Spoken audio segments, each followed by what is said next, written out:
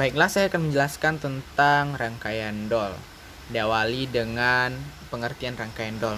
Rangkaian dol adalah rangkaian starting yang paling dasar dalam belajar mengendalikan motor listrik. Rangkaian ini sering dipasang pada industri yang menggunakan motor listrik 3 fasa. Kebanyakan dol ini digunakan pada mesin dengan kapasitas motornya di bawah 5,5 kW. Jika motor listrik yang digunakan lebih besar daripada 5,5 kW, biasanya akan menggunakan rangkaian star delta. Selanjutnya, prinsip kerja dol.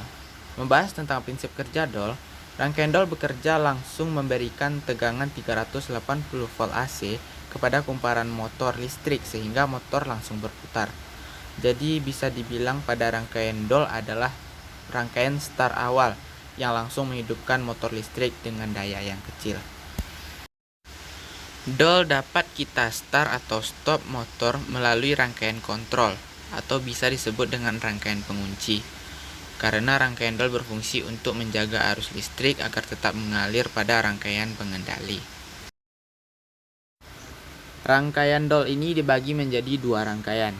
Yang pertama yaitu rangkaian daya atau utama.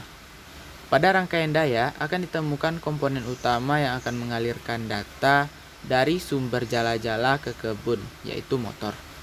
Mengalir atau tidaknya daya ke motor diatur oleh rangkaian yang kedua, yaitu rangkaian kontrol atau pengendali.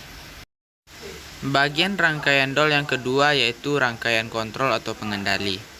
Pada rangkaian kontrol ini digunakan untuk menghubung dan memutuskan daya listrik dari sumber ke motor listrik melalui kontak-kontak kontaktor. Biasanya kontak yang digunakan adalah jenis NO, normally open, dan NC, normally closed, yang ada pada kontaktor. Cara kerja rangkaian dol pada gambar kerja berikut. Motor listrik dol starting dijalankan dengan push button on dan dimatikan dengan push button off, yang digunakan untuk mengendalikan sebuah kontaktor yang terhubung dengan motor 3 fasa. Sedikit penjelasan dari gambar rangkaian berikut. Jika MCB di on, maka lampu merah akan hidup atau menyala. Dan ketika push button on ditekan, maka KI akan aktif sehingga motor akan berputar. Ketika push button off, maka motor akan off karena tidak mendapat suplai tenaga sehingga KI akan off.